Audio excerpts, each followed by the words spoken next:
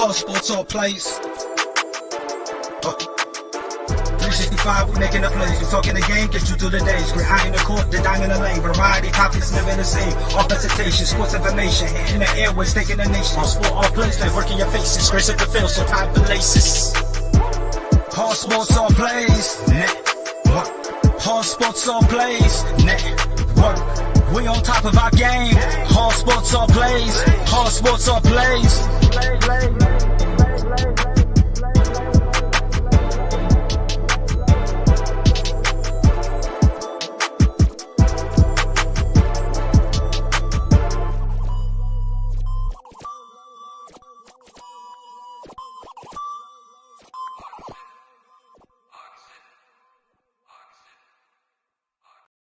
Suzanne's Paparazzi Jewelry, 24/7 shopping available. 160920 is the code. Show her some love, like she showed us, from all of us here at the ASAP Network.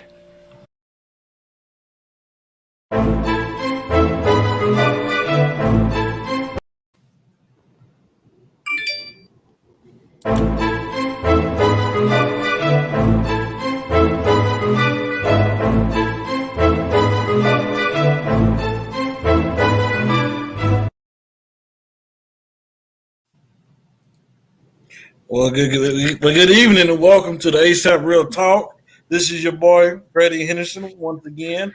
Oh, we got 4 tonight, man. That's a wonderful thing to see. At the top bottom, we have the usual Chris Brown. What's up with it, Chris? Man, what's up, everybody? You know, we got some guests on today. You know, the real talk is going to happen today, coming from me, not Freddie. I'm throwing shots at Freddie because later on you're going to see why. But yeah, man, I'm excited to be here, man. Glad to talk sports for everybody watching. It's going to be a great show. Man, I didn't almost show up to the show because of that, man. I knew you was going to take a shot at me. I just had to know. Then we had the wonderful Nate the Great. What's up with it, Nate? I'm excited. I'm getting ready to get things rocking and rolling. I feel pumped for both shows today, actually. This and Sports Corner. There you go. A busy man on multiple shows. That's a good problem to have. And then we have our one and only guest. We got Ray. What's going on, Mr. Ray? How you doing? I'm doing good. I'm glad to be here, participating in this show and feel the formats and stuff. I'm ready to talk sports. Let's get it going. Hey, there you go. But hey, Chris, before we get moving on with that, let's let the folks know. Hey, it's coming to the end of the month, man. We have to make a decision. Let the folks know how they can win a free T-shirt. Yes. Here on the ASAP Network, what we do is Viewer of the Month. You know, to become the Viewer of the Month, what I want you to do is like the video, comment on the video, like the page, share the page. At the end of the month, we tally everything up, and we crown that person the Viewer of the Month, and that Viewer of the Month gets their very own ASAP Network T-shirt.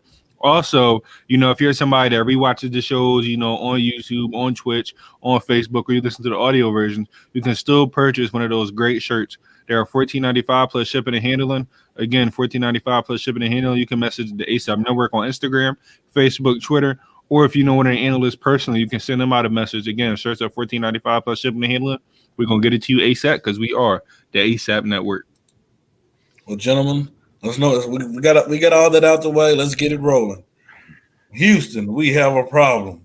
Man, Deshaun Watson has officially requested to get out of the Houston Texans organization.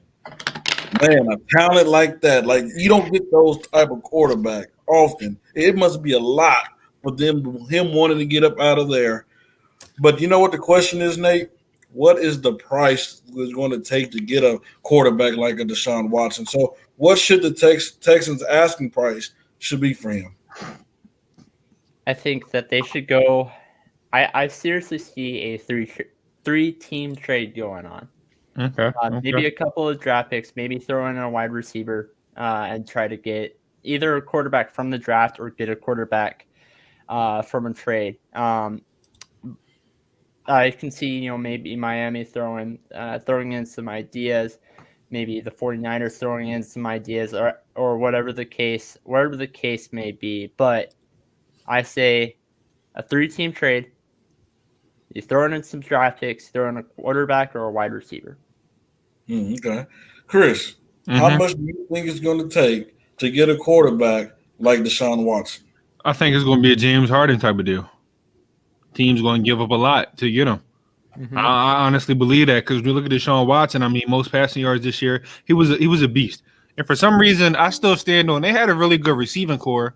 Better than a lot of teams. It wasn't the best. I mean, you're losing DeAndre Hopkins. That's the top 5 wide receiver of all time. I mean, not all time in the game right now. The top 5 is interchangeable, but he still had a really good receiving core, and he's a really, really good quarterback. He's mobile like Lamar Jackson. He has an arm like Patrick Mahomes. This guy's the ultimate dual threat quarterback. So for me, I see multiple first-round picks being involved, and some other second-round, third round, maybe down the line, fifth-round picks. I also see some players involved because if you're Texans, if you're giving up a guy like Deshaun Watson, not only are you going to want draft capital, but you're going to want players back in return because you look at your team, man, and you're trash. You're trash. Like, you lost a lot of games by 8 points or less, but at the end of the day, you didn't have the roster to get it done. So if I'm them, I'm asking for picks and bodies. I need players to fill out the roster, offensive line. I need running backs. I need receivers. I need guys on the defensive side. And in the draft, you have to draft a quarterback.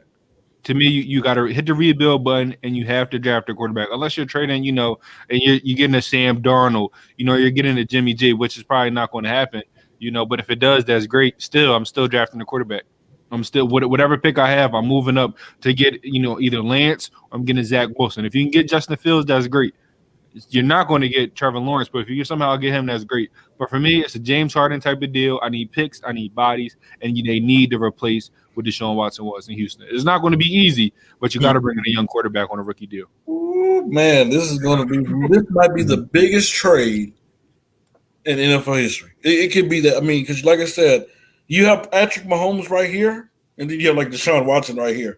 Like, Hey, Ray, for a quarterback like Deshaun Watson, what do you think is going to take for any team to give up to get him as a quarterback? Right now, the reports I have been reading about is that the Texans are looking for 2 first-round draft picks, one for this year, one for next year. And right now, the process you got to watch out for is Deshaun Watson has a no-trade clause in his contract. He's $156 million in an extension, no trade clause. But the capital of that is Deshaun Watson thinks he has control of where he wants to go. But what it's going to do is the Texans is going to slow play this, and it's going to force his hand because the Texans and this contract goes to 2025. Then they can throw the franchise tags on him. He won't be able to touch the field until 2028 when his rookie contract runs out, this extension runs out. So basically what it's going to take is, and the rumor right now is going to the Jets, and Jets are looking to give away 1 first-round draft pick, give away Donaldson to them as a quarterback, and then a couple of defensive players, and maybe possibly a second-round draft pick, and also in this deal. So you're looking at a mega deal, but also you got to watch out that Deshaun Watson's only got 2 places that he wants to go. It's the first choice is the Jets, second choice is Miami, and anybody else going to step up, they about to have a good deal. I like that. So Ray, hold on, wait 1 second now. Did you say that the Houston Texans have the leverage on this trade right now? Are you saying Deshaun Watson does not have the leverage on this? As of right now, no. Because what's going to happen is Deshaun Watson's going to say no. The Texans are going to either force him on the field or he's going to force him to sit at home to 2025 because the extension runs out. And then you got to look at the 3 times they can franchise tag him. That deal could go all the way to 2028 before you can touch the field. So the Texans can foreplay him. It's happened before too. It's happened before where a team they could have traded somebody and they sat him and the player. And listen, real quick, Freddie, it'd be smart to get rid of him, but unless you get the deal you want, you don't have to make a move. You can wait as long as you want to wait. The team still has the leverage. I understand that, but I said the same thing a few weeks ago when it came to James Harden. These NFL players are taking the book out of the NBA. If Deshaun Watson become a problem for Houston, if he become a distraction like James Harden, hey, they can kind of put pressure on this team, to make a move. But see, if you look at what Jacksonville did, Jalen Ramsey was causing that problem, that trouble, but they couldn't go out and get rid of him right away. They had to wait. They slow played it. Jalen Ramsey decided not to come on the field. He was off the season. So he's off the sideline. So what kind of distraction he's going to cause? He's not really causing anything in the locker room because he's not there. And that's what's going to happen to Deshaun Watson. They're going to force him to stay put, but they're going to get their deal the way they want it. And it's going to take a lot to get him out of there. Because Jacksonville got a great deal for Ramsey. Yeah, So, they I got mean, a great deal. So if you want to sit, teams are going to look at it. Well, he's sitting. I need him now. So, like he said, the team kind of has the leverage because the teams he's sitting. Teams say I need him now. They're going to throw out all the stops to get him multiple first round picks. So, if I'm the Texans, me personally, I would take the trade before the draft. Hopefully, before the draft, somebody throws out a crazy deal. And I want to put it past some of these teams, especially the ones like maybe the 49ers jumping in there and throwing a lot. I think teams are going to throw the bag at Deshaun Watson. And I think the Texans can, make this right if they're smart. Really, there should be 20 teams in the NFL calling the Houston Texans, hey, because you're not getting a Deshaun Watson in this draft. I'm sorry. 17, not 20. I count 17 teams. Only to me, it's only 17. I think it's 19. it's only I'm two just teams. saying, there's over half of the NFL that teams need to be calling Houston to say, hey, how can I get my hands on a Deshaun Watson? I look at a team like the Colts. You look at a team, there's a lot of teams out there that need a quarterback. There's a quarterback away from making some noise. And like I said, a Deshaun Watson is a one-in-a-lifetime quarterback. So, Nate, I know you've been trying to say something. Yeah, I say the biggest trade that I can see happening is maybe Watson goes to Miami. Miami sends tons of draft picks over.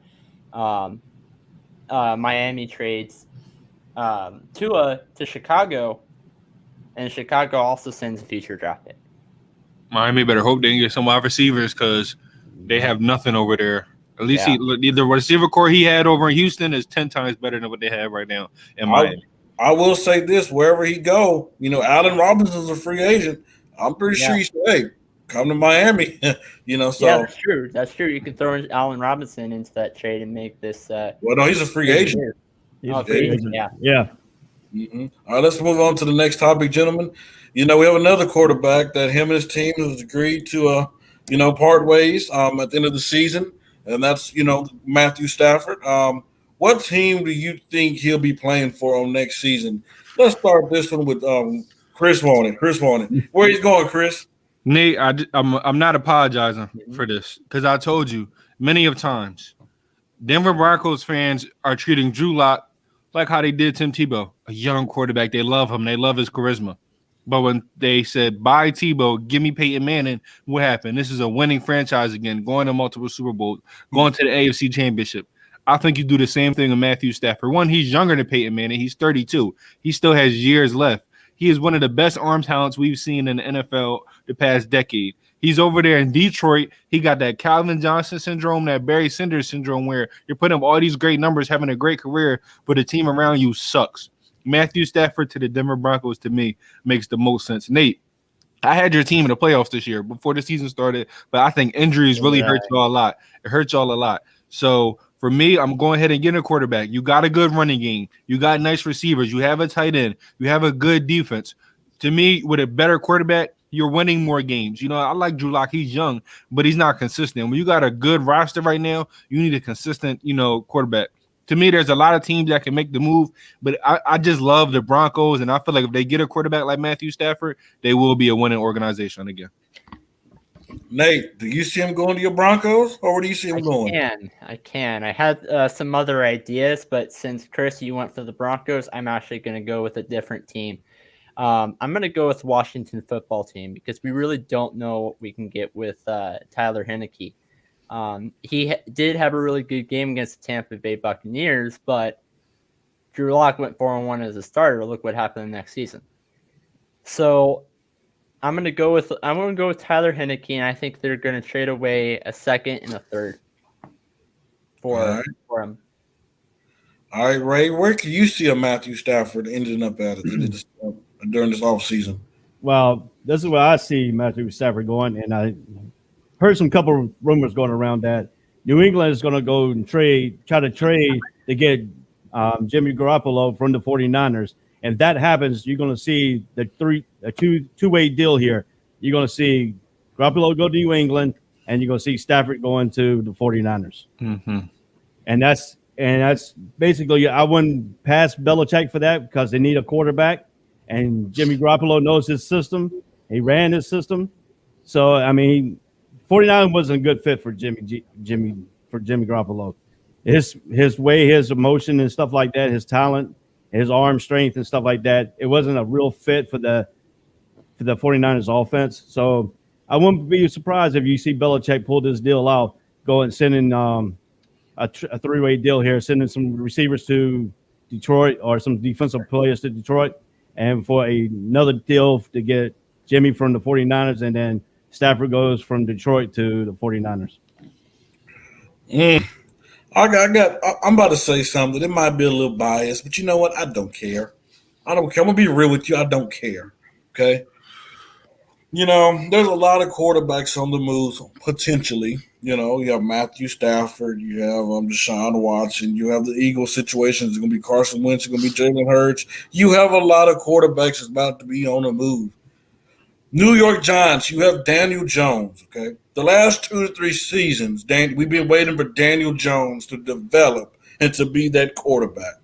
Well, with New York, you have a chance to get a quarterback that is ready, that we know what he's capable of doing. You have the defense, you have the running back. All you need to do is get weapons and fix offensive line. If you're not calling one of these teams to get a quarterback, you probably can't get a Deshaun Watson, but you better be on that phone line. You better be on that phone line. Hold on. I mean to cut you off. You said you're being biased? I thought you were a Packers fan. I was about to say that too. Oh, hold on. I'm going to address that too. After the way that they treated Aaron Rodgers, there should be no more Packers fan in the world. Okay, so we all know you're a bandwagon. Now let's address some of these comments right here, because I saw my name. You know, what would you think of her? Listen, for Hurts, it's the 2nd or 3rd round pick for me. When you draft him in the 2nd round, I think a lot of teams could use him. He's not worth the first. He wasn't taken in the first. To me, it's a 2nd or 3rd round pick. Man, could the NFC North have 3 new starting quarterbacks next season? Packers, Lions, Bears. I say yes. I say yes. What you think about that, Freddie? All of them going? I would hope so, but man, throw in the Vikings too. Throw in your team, Brandon. They all need new quarterbacks. But I don't see the way Aaron Rodgers came back at that radio station. Kind of hurt it, like talking about, talking against it. I'm like, man, what? Like, so maybe the Vikings, Bears, and Lions, yeah. I mean, he's going to be politically correct, but that team's not. Man, we'll talk about this. We'll talk about this soon. You'll hear my opinion very soon. Yep. Thank you, Suzanne. I see you in the comments. We appreciate you. All right, cool. Let's move on to the next topic. We'll get us on to Mr. Ray. Should the NFL change the rule that it does not allow teams to talk to coach candidates while they're still in the playoffs? So, Ray, do you think that they should? You're right, Will. I'm cutting you off again. Flip-flopping teams yet again. Ray, if you don't know, in the beginning of the year, I got to explain it to him. So hold on, sit back. In the beginning of the year, he'd be saying, "Oh, he's a Giants fan. The Giants, let's go Giants. Eli Manning is the greatest quarterback to ever live." That's all he used to say, right? He used to say, "I just enjoy watching Aaron Rodgers." Well, then I want to say about week 14, he said, "Oh no, I'm a Packers fan. I love the Packers. I'm the Packers. I'm a Packers fan. I don't like the Giants. I enjoy watching them." But now that the Packers lose, he wants to go. You see what I'm saying? He just jumps back and forth to 2 odd, organizations. Chris, that's where you're wrong at, sir. That's where you're wrong. Everybody, I did say that I was a Giants fan in the beginning. Then I said I was going to the Packers, but I did say that I enjoyed watching the Giants. So no, you said you're a full-blooded Giants fan, and I have the message. Oh, I'm posting in the message just because I was waiting for us to have this conversation. Just because you brought that up, the messages will be posted on every single social media. You saying you're a Giants fan, you just enjoy watching Aaron Rodgers, then you flip-flop. So, Mr. Bandwagon, you just exposed your own self. Ladies and gentlemen, please stay tuned later on tonight or in the morning. You will see Freddie Henderson, the bandwagon, exposed. I got a video for you too, my friend. So you I never switched. I never switched up on my team. Oh, I didn't say that either. Ray, so do you think, if you're in the playoffs and you have a team that's out the playoffs looking for a coach, do you think they should have permission to be able to talk to a coach while still in the playoffs? Mm-hmm.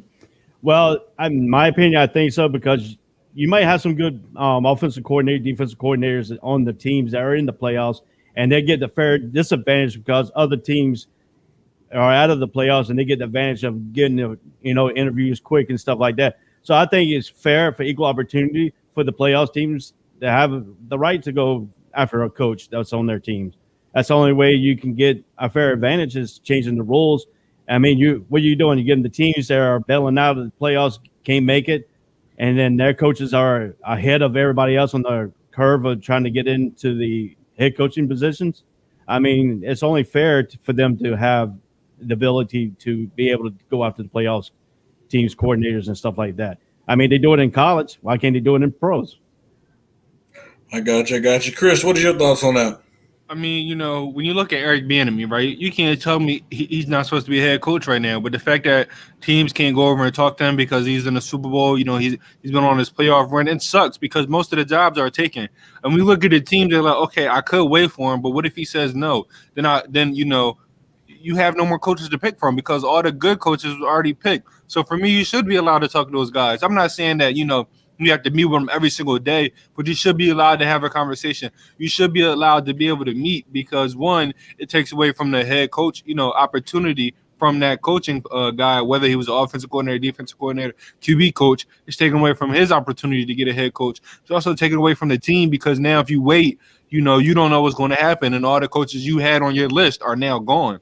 So for me, it hurts both, the coaching candidate and the team looking for a coach. And if the college scene is allowed to do it, the NFL should be allowed to do it because I look at the head coaching and there's not guys I would pick over Eric Bieniemy that's been coaching for a long, like the Lions coach. You can't tell me that he's better than Eric Bieniemy. Listen, he sounds like he'll have a player run through a wall for him. But if we talking about talent and what have you done and your job as an OC, Eric Bieniemy is one of the best in the game right now. He deserves a head coaching job. And Chris, the coach that the Houston Texans hired, the dude is 65 years old. Don't make no sense. Don't make no sense. If I'm the Texans, I wouldn't have hired anybody else either. It would have been the Bills OC, their quarterback coach, Lincoln Riley, or the Chiefs OC or their quarterback coach. I would have got somebody that's either had success or young that can build with my team. You don't go out and you don't do that. And I would have waited for Eric Bieniemy because that would.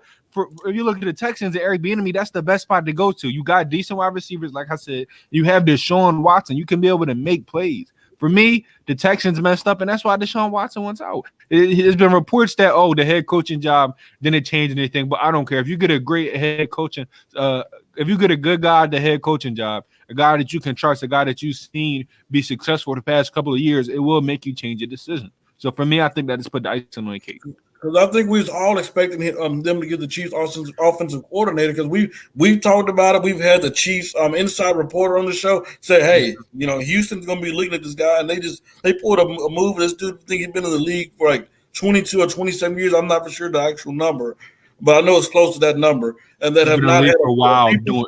Listen, from the Andy Reid coaching tree, the best coaching tree there is over. Have not had a defensive coordinator job or offensive coordinator job, but you asked for him to give him a job. That's just embarrassing. Nate, what's your thoughts on? Do you agree with that, or you have a different thought process? I totally agree. The only thing that I would really say, if the Texans hired Eric Bieniemy, right now as we're speaking, that can't happen because they already hired another coach, but. If they hired Eric Bieniemy right now, the only thing I would say is let Eric Bieniemy coach the Super Bowl.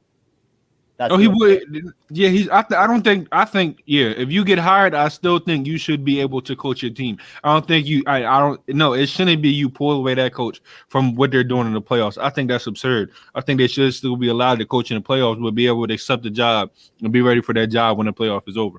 Yeah. All right, ladies and gentlemen, I think I'm going to take this topic first. I think it's only right.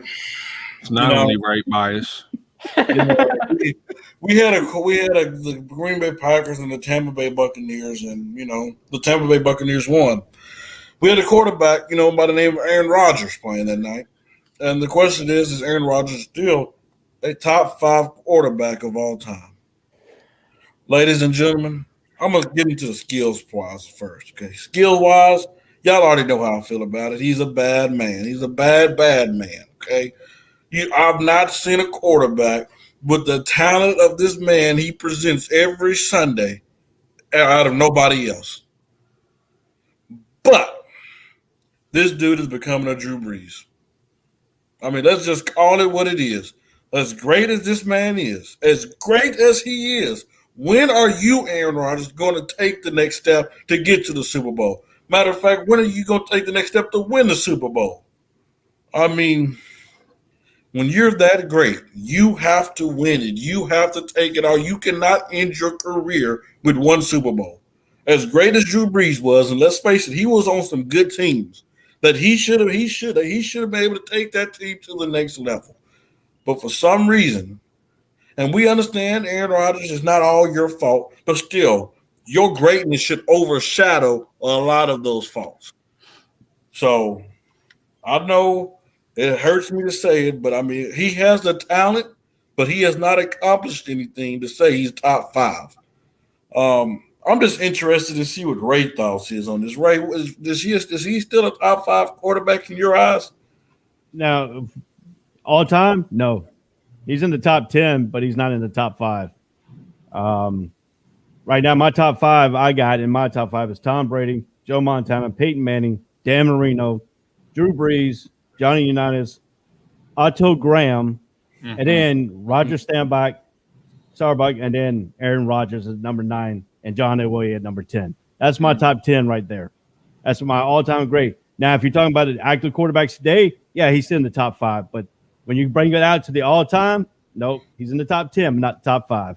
And due to the fact that Aaron Rodgers performed, now this year he only performed against 5 of the top 10 defense in the NFL. Mediocre defense he can destroy. When he gets these top-tier defense, Aaron Rodgers is not putting out. It's going to due to the fact that he only has one great wide receiver, and Jamal Adams. When they double team him, the other people can't get open, or they drop the ball, or they have one good game, and then come back consistently. You stop Jamal Adams, he has nobody to actually throw to. The running game gets stale, and that's what you had your pass rushers for Tampa Bay did to him this on past Sunday. So, no, in the top 5 all times, no. Top 10, yes. Chris, is Aaron Rodgers that bad man that I say that he is?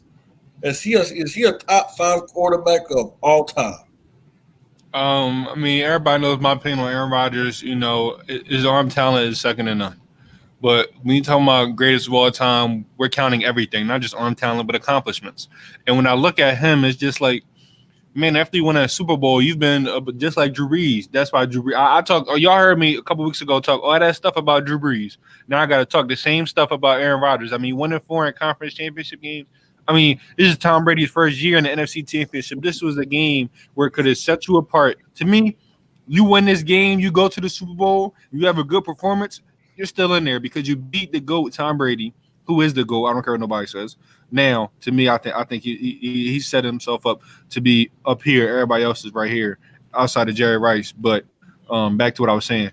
You have a chance to beat him in an important game, and you don't do it. And I understand all these different circumstances, but when you look at the game, it's like 6 points on 3 turnovers. That's bad. Whose fault is that? The offense. The offense has to make plays. And I know Lazard, had miscommunication on the play, and I know all these other things. But at the end of the day, you have to lead your team to victories. Right now, I'll be completely honest. If Patrick Mahomes beat Tom Brady in the Super Bowl, Patrick Mahomes has already set himself up to be better than Aaron Rodgers. Because one, he has more Super Bowls than him. He's still young, and all he is the younger version of Aaron Rodgers. To me, it was Elway, then Aaron Rodgers came, and Patrick Mahomes, the younger version of all of them put together. So to me, if Patrick Mahomes beat this, he's already up there. He's already up there. All you have to do is play 5 years to me, and he's already up there. 2 Super Bowls, that's more than Drew Brees. 2 Super Bowls, that's more than Aaron Rodgers. You're tying John Elway. He has the talent, and now he has the Super Bowl appearances and victories. Aaron Rodgers hasn't won an important game in years. I talk all this stuff about how talented he is, but when it's time for him to win, you don't do it. You lose to the Buccaneers. You blew a crazy lead against the Seahawks 2014. You have all these different losses in the playoffs. When is Aaron Rodgers ever going to get over the hump? And I know it's not all on him, but when you're the quarterback for your team, you're the face. So they know you have the most important job. That's why you get paid the most money. So when things go wrong, people look at you. What did you do to get your team over the top? There's a lot of quarterbacks that take their team over the top. Aaron Rodgers hasn't done it since 2011. So right now, he's not a top 5 quarterback for me anymore. He was, but he creeped out of the top 5 after this year. I'll be honest. So, Chris, let me ask you a question because you said something that I just need to get some clarification on.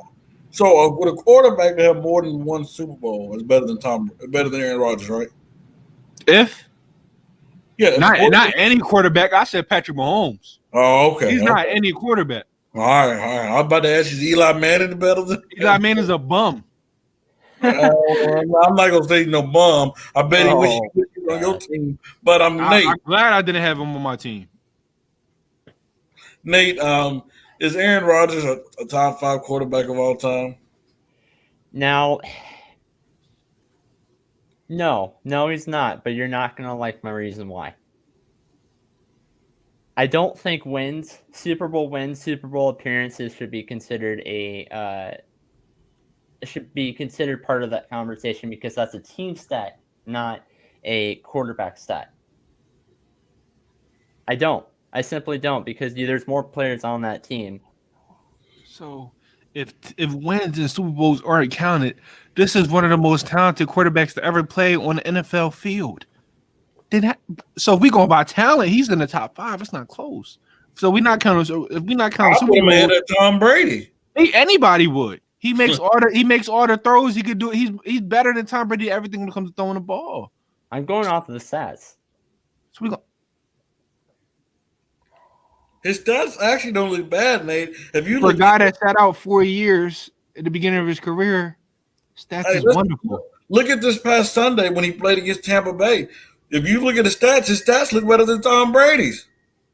His stats look better at Tom Brady's during that game. But stats don't always come out for you to be the winner. Yeah. It's the mentality. The mentality is Tom Brady has that. He has that winning mentality. But if you look at Aaron Rodgers, he doesn't have that mentality. He goes as the flow of the game goes. Tom Brady makes that a little extra effort to get his team fired up. I mean, if you look at the sidelines, you did not see Aaron Rodgers bickering back and forth like Tom Brady. Tom Brady went over and grabbed somebody by the jersey and said, hey, look, you need to get your butt together. And that's what happened. Aaron Rodgers' leadership is a little bit lacking, but Tom Brady has that leadership. And that's what you got to look at yourself, trying to make him the best top 5. They got to have that leadership. They got to have that mentality of being a leader to take your team to the promised land. And that's the problem. You can have the greatest stats you want to, but can you take that greatest stats and turn it into a victory and turn it into a Super Bowl? I mean, Tom Brady can have the worst game ever, but then you have the best running backs, and then you have the good stuff in defense, and then you're going to win the Super Bowl. Guess what? Tom Brady is not going to throw the ball away and turn your team around and force your team to lose like that, like Aaron Rodgers. Aaron Rodgers makes these throws sometimes that he shouldn't even make. And then like that one interception he got, it wasn't his fault. He got blasted, and the ball went straight up in the air. But you got to understand this. When we're talking about the greatest quarterback of all time, it's not just the stats. It's not just Super Bowl. It's a team leader. He has got to be the team focused on that team, the leadership. And when the team gets down, he's got to be the one to bring that team up. And you did not see that on Sunday. He just went to the sideline and just looked at it. But when Tom Brady got mad, and when he threw that interception, he went back and found that receiver and told him what he did wrong. And that's the problem you got right there. That's what you got to think about. You got the greatest quarterback. You got to have that team leader. You got to be that leadership. You got to be that ownership to take that team to the next level. And that's what Tom Brady has done in New England. That's what he has done in Tampa. Now I do have a question though. You have a point. You have a point. We're all entitled to our own opinion. I get all of that. But that coach going for it instead of going for it on 4th down to kick a field goal, that could have been the difference between the Packers winning and losing this game. That could have, and I say you're right because the Buccaneers coach decided to go for it, 4th down before the half was over. But you got to understand all the other opportunities they had before that in the same spot in the red zone. So you're right on that. But that wasn't their first time in that situation all game. And if you look at what happened when they were in that situation all game, it was all field goals and no points.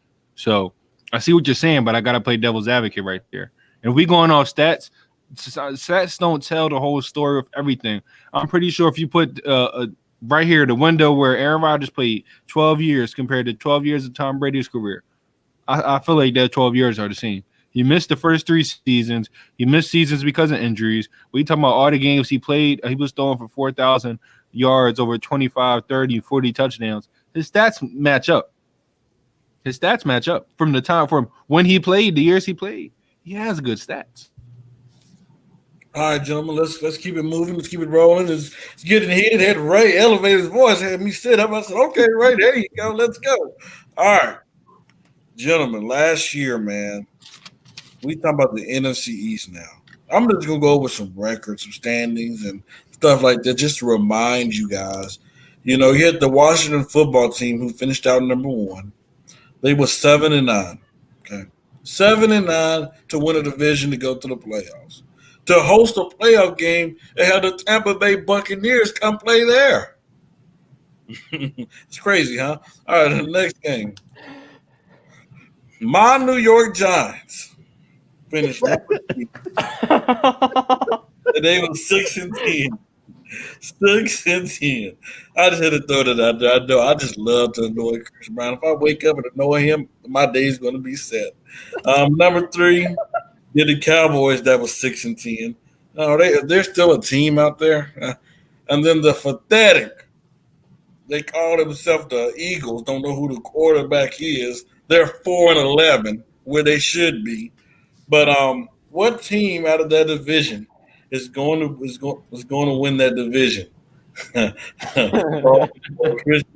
Chris, I'm gonna take that ability away from you. I'm gonna find out how, and when I do, you better feel sorry.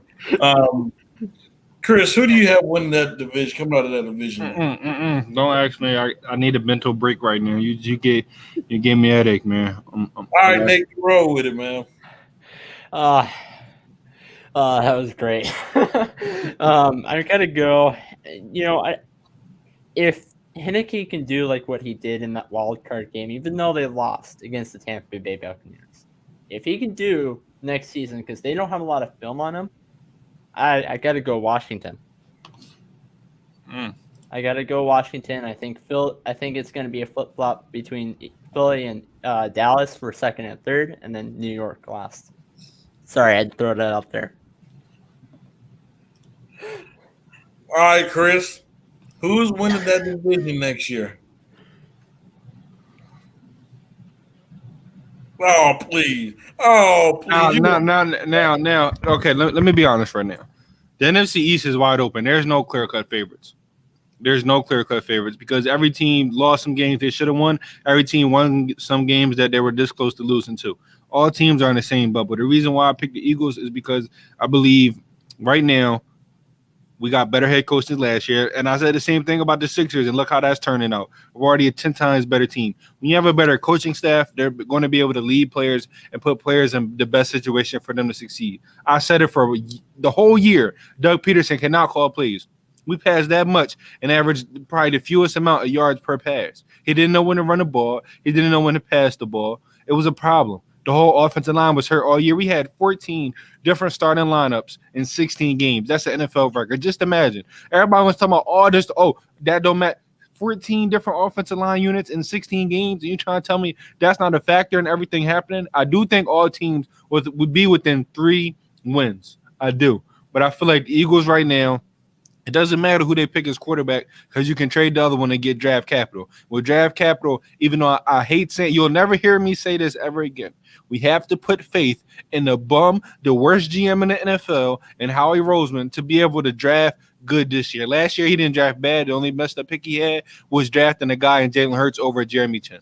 That was the only pick he messed up at. But this year, we got the number 6 pick. You cannot screw this up. If you're not getting Devontae Smith, if you're not getting Chase, you're going to cornerback. No other position, cornerback. And then you have multiple picks this year. We can go second round, third round, fourth round, and so forth. I think the Eagles are in a good position right now. We're going to get rid of some guys, but those guys didn't perform anyway. I think all teams are within 3 wins. You look at Washington, they have a decent defense. They got a good offense, but they got question marks at some positions, mainly that quarterback. And if you got a question mark at quarterback, your question mark is a team. I look at the Giants. Getting Saquon back is huge. They have a good defense, but do you trust Daniel Jones? Daniel Jones hasn't shown anything spectacular this year. And last year, he's not a bum, but he hasn't shown anything. Then you look at the Dallas Cowboys, and they scare me because all they have to do is get a defense. All they have to do is realize that you do not need to throw 50 times to win a game, and they'll be the best team in the division. But the Dallas Cowboys and Jerry Jones, he always chooses the wrong thing. So for me, I think each team will be within 3 wins, but I'm going hometown. all day, every day. Eagles. Chris. This show is called not ASAP Bias. It's called I just gave real talk though. I just gave real talk. Real talk. I gave real talk though. I gave real talk. If we went ASAP bias, I would choose my second favorite team as the division winner. Oh, you hear that, ladies and gentlemen? He flip-flopped back No, and no, forth. he said second favorite, not the favorite. He's not as bad as you. Will and Doesn't Brandon compare. call him out too. He doesn't compare. He said second favorite. You keep going from your favorite team. That's a bandwagon. Well, 2 ain't it? 1-2. The best team in the NFC East is going to be the New York Giants next year. And why is that? We've seen glimpses of it this year. Joe Judge is the best coach in that division. Let's face it. Joe Judge is the best coach in that division. He's not over Ron Rivera. He's not over Ron Rivera. Because if he was, he would have made it to the playoffs. He's over Ron Rivera. He would have beat him and made him to the playoffs. Oh, we would have, but guess what? Your team's quit. Do we need to remind you what happened in the game, sir? Your team quit. Should have won more than 6 games. Don't think. Your team quit. Win more than 6 games. Okay, so just to tell you what has all been going on. Win more than 6 games. Last year, Alex Smith had his situation going on. They had so many quarterback issues. They lost their name. Ron Rivera had cancer. And they overcame everything and still made the playoffs. Everything. And Didn't everybody else have adversity? That wasn't the only team that had adversity. But they had the most. And they still had a better record than the greatest coach in the NFC with a 6-10 record. My team, I'm done. You got it. I won't talk no more. I won't rebut. I won't say nothing. You got it. My team star running back got hurt. Just imagine Saquon Barkley last year. There was some 4th and 1s we went for we couldn't get, but guess what? With Saquon Barkley we could have. So this year the Giants is going to get right. The defense is going to get even better. It was a good defense last year. They were offense. Dave Gettleman, we gave you another chance in New York. Fix the offensive line. Get Robinson Allen in there. Give some weapons for Daniel Jones. You have Evan Ingram. You have Sterling Shepard. Now we're getting to Danny Dimes. Chris wanted to act like he just not no good quarterback. We haven't act like we haven't seen anything out of him. But Daniel Jones is going to be our future quarterback, and he's going to lead us to a Super Bowl. And I believe it. It's in Danny Dimes that No. Did you just say get rid of him earlier? Cowboys. Didn't you just say get rid of him earlier? Now you're saying he's going to lead your team, but weren't you just rooting for the Packers? Bro, you talking about? You say real talk. You never give real talk. Chris, you just said get rid of Daniel Jones earlier. Now you're saying he's a franchise guy. Chris, when did you get rid of Carson Wentz and Jalen Hurts for Deshaun Watson? But you told your team to do it. My team don't have to do it. But your team needs to do it, Chris. But would you do it if you had a Deshaun Watson available? No. Yes or no? No. Man, you crazy, y'all. Please, all right, Ray, take over, my friend. All right, for the NFC East, I'm going with the Giants, but only one reason. Only one reason is the other teams got some turmoil going on because you got the new coach for Philly. He's got to come in and introduce his system. If his system and the people don't buy in on his system, then it's going to be kind of hard to win in that division. But everybody's going to be close. It's going to come down to the wire. It could come down to all 4 teams playing at the end of the season to find out who's going to win this division. You got the Giants going to get Barkley back. That's going to make a ton of things for Daniel Jones. Daniel Jones won't have to run down the field and get tackled by his own self. That's embarrassing. That is embarrassing that you're wide, you're going down the field, and next thing you know, you get a turf monster just come out of the ground and take you down. So, but it's going to be a change at quarterback. I have a feeling it's going to be a change at quarterback in the New York. Either they're going to go out and try to trade up into the draft to get that quarterback, but I don't think Daniel Jones is going to be y'all's quarterback next year. There's a difference between seeing ghosts and getting tackled by one. Hey, well, you got to understand he came from Duke University. So, I mean, he's a bright kid, but, I mean, I don't know how you trip your own stuff up. He's a bright kid, but not bright on the field. I bet you would want him over your 2 bums. Never. I'd rather have Greg Ward over there than him. I would have kept Minshew over him. Exactly. All right, Nate. You need Foles over him. I don't think you had a chance to comment on this topic. What's your thought? Who do you have coming out the NFC? He did. I went first. He did. Washington. Oh, he did. All right, cool. Yeah. My bad. Chris delusional takes can't be going crazy. I'm sorry, everybody. Takes never delusional if you give real facts and stats behind it. Stamp, and I always do that here, and everybody knows it. All right, gentlemen. Hey, Tom Brady's about to go to his 10th Super Bowl. How crazy is that to say 10 in a Super Bowl? Like this, that's just pure greatness For a quarterback too. Yeah, but the question is, who was more important to the Patriots? Was it Bill Belichick or was it Tom Brady? Which one you guys want? I'm gonna let you guys choose who want to go first on this one. I'll take it. I'll be brief with it. All right, let's go. Bill Belichick. I mean, you need, in my opinion, you're not going to win anything without a great coach.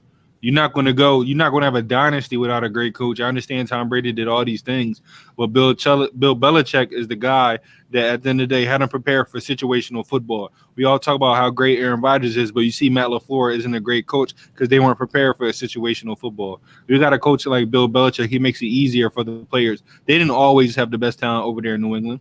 They had times where they had good teams. They had times where they had average teams. But the thing that separated them from most teams is Bill Belichick is going to win you a couple of games off the strength. Bill Belichick is going to be a better coach than the guy standing on the other side 9 times out of 10. I know how great Tom Brady is and everything he's done over there, but none of that's being accomplished. There was a whole bunch of quarterbacks on my list I wanted to compare him to, but I'm not even going to do that. You're not going to do anything without a great head coach. I can't think of a coach that was a coach of a team that was a dynasty and they weren't a great all-time coach. To me, you're not getting that done without Bill Belichick. I know how great Tom Brady is, but Bill Belichick is the guy that made it happen. All right, Nate, who deserved more credit, Bill Belichick or Tom Brady? Bill, I agree. I totally agree, because Bill Belichick took a team that had pretty much a bunch of nobodies. Yes, I said Cam Newton because Cam Newton now is pretty much. He's not the same, and he had no weapons and made it harder. He's not the same. Bunch of people opted out for COVID-19, and especially on that defense, and he still finished 7-9. Now I know that's not a great record by any means, but I honestly think if you put any other coach except for maybe Mike Tomlin or Andy Reid, then they probably would have been a 3-win team or worse. Yeah, I agree, man. You got a Joe Judge over there. It could be something different, but you won 6 games compared to all those other coaches. You won 6 games. No, we're not, because that coach won 6 games compared to all those other teams. Stop it. All right, Ray. Is it more about Tom Brady or Bill Belichick? It's about both. And the reason I said both is your coach is going to get you prepared for the situation. The players got to go out there and execute the game plan. So if you don't have a coach that can set the game plan up, take you through the steps and set up that plan for the quarterback and for the team to execute on that field, then you got to have a quarterback who can be the coach on the field to execute the game plan that your coach set up for each team. So my answer is it's both. You got to have both. If you cannot compare a coach and a player, because a coach is coaching the player and the player's got to go out and execute. And I don't understand how people come up with some of these information on other sports talking about Tom Brady this, Tom Brady, Belichick is all washed up. It ain't. It's Belichick executing the game plan. Brady's going out there executing it on the field. And that's how they execute, and they work great with each other. And I just want to say one thing. I heard some people say, is Tom Brady, he's doing this, he's doing that with this team. He automatically is. He was the one.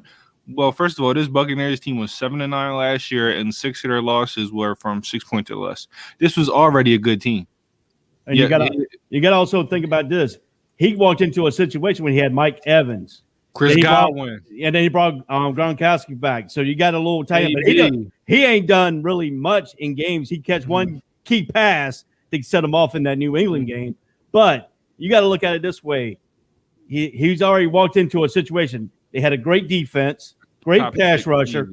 Then you got to go and look at the offense. He had a running back we're decent, and then he had the wide receivers out there, and they bring Antonio Brown in. So I mean, you got to understand the situation too. And you got the coach. Bruce Arians is a good coach. He's not an average coach. He's above average coach. And see, what the thing is, you got to understand, he's a great offensive mind, just like Andy Reid is. So I mean, you're going to see the Super Bowl this time. You're going to see Andy Reid and Bruce Arians go at it, and who's going to execute more. And the key to that, Big Red. The key is who wins in the trenches. Like I said, if you look at it, Tom Brady's going to 10 Super Bowls. Yeah, but it ain't all Tom Brady. Brady's got to have these players around him. They got to have the coaches. So that's why you can't compare Tom Brady and Belichick together. They are the same. I mean, I'm glad you have the execution in the trenches, because people think they know football don't understand how important the trenches is to the actual game. You know, former guy that was loved the trenches, that was in the trenches all throughout high school, and a little bit of college. So I'm glad you touched on how important the trenches is, because you cannot win with a good offensive line without a good offensive line, or at least a good defensive line. That's why the Packers lost. They had bad at both. We said all year they was questionable in the trenches, and they lost the trenches battle. Let me just add one more thing to this. Mm-hmm. Belichick was the defensive coordinator. So he knows the defense, right? Guess who sets the trenches up in New England? Belichick. He tells the offensive coordinator, and the line coaches, these guys are spotting into the holes. He relays it to Brady through Daniels. Daniel relays it to Brady. Brady goes up there. If you watch, Brady goes around and tells everybody what they're doing. It's coming in from the coaches. It's not coming from him. How the offensive lines and the centers are blocking in the trenches. That trenches right there is what it is. Who gets the beats? The whole start of everybody thinks it's the quarterback. The whole start of it is your offensive line and your defensive line. They got to win that trenches. They got to win that area, because you know why? You got a running back that's got to hit the hole, right? Guess what your linebackers are doing? They're doing the exact same thing in the reverse way. They hitting the holes too. Guess what? Your defensive line and your offensive line are keeping them free. And that's the problem. And that's what Belichick was good at. And that's what Tom Brady relayed. So that's why I'm saying Tom Brady and Bill Belichick cannot be compared who is more important, because they're both important at the end of the day. Mm-hmm. I definitely agree with each one of you guys. So I'm not going to take up too much time on it, because I was going to say the same thing as both of them. It's not one. Bill Belichick and Tom Brady, they needed each other. So Ray, this is something that we do in Real Talk. We do what we call a rank 'em. This week, I must say we got wonderful rankings. 3 tight ends. 3 of them that was good in their time. The first great, one, Yeah, great in their time. Yeah. The first one is Shannon Sharp. The second one is Tony Gonzalez and Antonio Gates. I nominate Nate, because one of these guys played on his favorite team. Yeah, let's go with Nate. Yeah. Nate, rank them 1 through 3. Let's go. I have to be honest. I accidentally dropped my journal, but my list. I had Tony Gonzalez at 1, Antonio Gates at 2, and Shannon Sharp at 3. But I'm gonna have to go check why, because I dropped my journal, so I'm gonna go right back. All right, Chris, rank them 1 through 3. Ooh, definitely give me Shannon Sharp number 1. You look at the team he was playing on. I mean, he put up all that production on a team that had a 2,000-yard rusher. That ran the ball a lot. And you talking about, he really helped it. He wasn't the first, but he really helped the new wave of tight ends, where you got guys that are short and not as tall, but they're strong and fast, that can be mismatches, for the linebackers, then mismatches for the safeties. He's really one of those tight ends, and I'm telling you, put him in this new generation, even with these 3 guys, even though they played in a little bit. You put him in, he was drafted the same year as Gonzalez, drafted the same year as Gates. Oh, his stats is crazy. So for me, I definitely have Shannon Sharp number 1. It's close. It's definitely close, but give me Tony G number 2. He was really a wide receiver number 1 for all the teams he played on. He was a beast. He was another guy that took advantage of mismatches, when he was with Kansas City, was with Atlanta. He doesn't have the postseason success, but, at the tight end position, how much can you really affect the game? He did his job every single time. And I think he's a great talent. Same thing with number 3, Antonio Gates, a guy that didn't grow up playing football. He was a basketball player. What he was able to do coming into the game, I think He's up there. He's talking about all-time touchdown receptions for a tight end. Antonio Gates is a beast. He came in, like I said, from basketball and dominated. He didn't have a lot of success, but it wasn't his fault because he did his job. So that's mine. I got Shannon 1, Tony G 2, and Antonio Gates 3. And it's close. To me, they're all interchangeable. But that's how I like bringing up these rankings because it's all about personal preference. All right, Ray. You're Shannon Sharp. You're Tony Gonzalez. Antonio Gates. Rank them 1 through 3. I have Shannon Sharp number 1, Tony Gonzalez number 2, and then Antonio Gates number 3. But like I said, like he said, they are interchangeable. They all were good at their crafts. They were good at what they were doing for their teams. They helped their teams win. But you got to stick with Shannon Sharp at number 1. Shannon Sharp was the guy to help John Elway out. He was the guy there at that tight end. You got to understand the tight end's there for one reason, to help block, and then send you down the middle when they get pressure. They're the pressure guys, and then Sharp was good at it. He could bump into somebody. He can block somebody and then take off at the next minute notice when the Elway rolls out and stuff like that. But you got to understand that Sharp was the political guy. He was the hybrid guy. He's the one that transcend. Tony Gonzalez continued that transcend. Then they got Antonio Gates, who's a short basketball player, and his footwork was phenomenal. His route running was phenomenal. He got open times out of millions of times I've seen him play. When they came here, when they were Phillips Rivers and Gates, when they came to Jacksonville, I watched the games, and all they did was had him block the defensive end, chip him, go out, and catch a 5-yard pass. And that 5-yard pass turns into about 25, 30 yards down the field. And then you could do that with Tony Gonzalez. Gonzalez had an extra little bit of effort because he threw the ball for 40 yards in the NFL game before, total 40 yards. So, I mean, you got to understand all these guys are interchangeable. They're great at their craft. And this was close to me. This is very close. All right. I definitely agree. That's my exact list as well. So let's take a little 30-second break, and then we'll start it back at our NBA hot takes, and we'll go from there. Suzanne's Paparazzi Jewelry, 24/7 shopping available. 160920 is the code. Show her some love, like she showed us, from all of us here at the ASAP Network.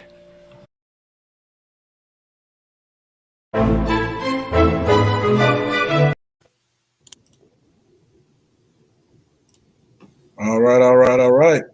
Gentlemen, you guys know how we do. We always do a hot take at every show. So, Chris, let's give us a hot take for the NBA. Hot take for the NBA.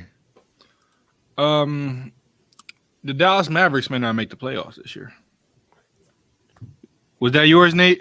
Yes, it was. Great minds think alike. Well, maybe you can add on. I have a different one. I have a backup one. That's cool. I had a lot too, but this is one that I just wanted to talk about a little bit because, I know some Mavericks fans. Y'all remember Coach Cam? He was a huge Mavericks fan, and I tell him this roster isn't there yet to me. You have Luka, you have KP, you got Tim Hardaway Jr., but is he the right guy to start? To me, if you had somebody that could replace him, you could bring him off the bench, that'd be great. I also think they're really missing Seth Curry. I think we got to still giving him Josh Richardson for Seth Curry. Even though Josh Richardson is he's doing okay, he's not shooting the ball best. His defense is good, but they're lacking a lot of scoring, consistent scoring. Kristaps Porzingis coming off injury, he's coming back slow, but even him only playing 8 games, he's already a second leading scorer. Tim Hardaway Jr., I said I like him, but sometimes he's giving you buckets, but sometimes he's off. Then after that, the points per game drop off. You go from 27 to about 20 to 17 all the way to 12. You got spot guys just hoping they can be consistent. I think they need to make a move by the deadline. They need to bring in some scoring. They need to bring in some bench help. They need to bring in a lot of pieces to me to take them over the hump. I know, when free agency comes in a couple of years, they're going to have money. And you look at a lot of wings, they're going to want to play with Kristaps Porzingis, a guy that can do a lot of things. They're going to want to play with Luka. Well, if I'm talking about right now, I'm questioning, can they still make it? Their defense has gotten a little bit better, but their offense took a big hit. And you got guys that – it's just a lot of inconsistency. Shout out from Los Angeles. Yeah, shout out to LA. We're going to talk about that a little bit later. So I hope that your favorite team isn't the team we're going to talk about because I do want to apologize for that. But yeah, just to finish up my hot take, I'm questioning, and I don't right now. If you ask me, the Mavericks are not making the playoffs.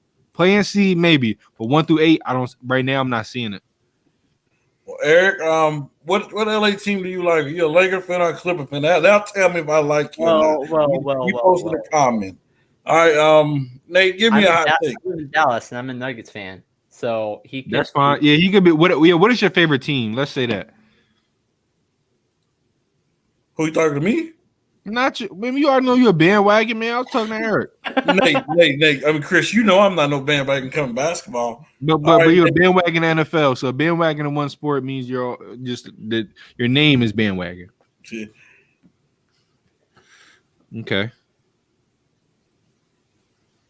Okay, I like that. All right, Nate. So my hot take is I think that when it comes towards the offseason, Popovich, I think he's going to leave the San Antonio Spurs. Yeah, they really weren't the same San Antonio Spurs team as in the years past, and I think he wants to go towards a team that has the talent there. And I'm not taking anything away from what is in the San Antonio Spurs organization, but I think that he wants to have more championships. To be honest with you, so I have him going to the Bucks. Oh, man. You know, Nate. You know the Spurs are a 6 seed right now, right? They're playing good basketball.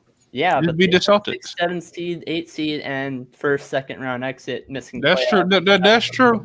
But I don't see him leaving San Antonio. I see him doing a Pat Riley and becoming a GM. I don't see that man leaving San Antonio. I don't. Sure. They could do that, but because he could have been left. I don't see it. I do like that though, because the Bucks coach is trash. So I'll give you some points on that. I do like that. All right, I'm gonna do my hot take real quick. Brooklyn, you might have a problem. Did you see the game last night, Brooklyn? You better get KD, James Harden, Kyrie some help. If not, the Philadelphia 76ers have arrived. They are here. You've seen Joel Embiid. You've seen Ben Simmons, Tobias Harris, and Danny Green, out of all people, wanted to show up and play yesterday. And showing up all year, too. Where was this Danny Green at last year? I mean, geez Louise. So this team, man, hey, Doc Rivers got these cats playing. If I'm Brooklyn, hey, Brooklyn right now, Philadelphia can beat this Brooklyn team because they have no depth. They might have the better stars, but they have no depth. So, Brooklyn, you better fill out on this roster, because if not, it's the when this time, the question.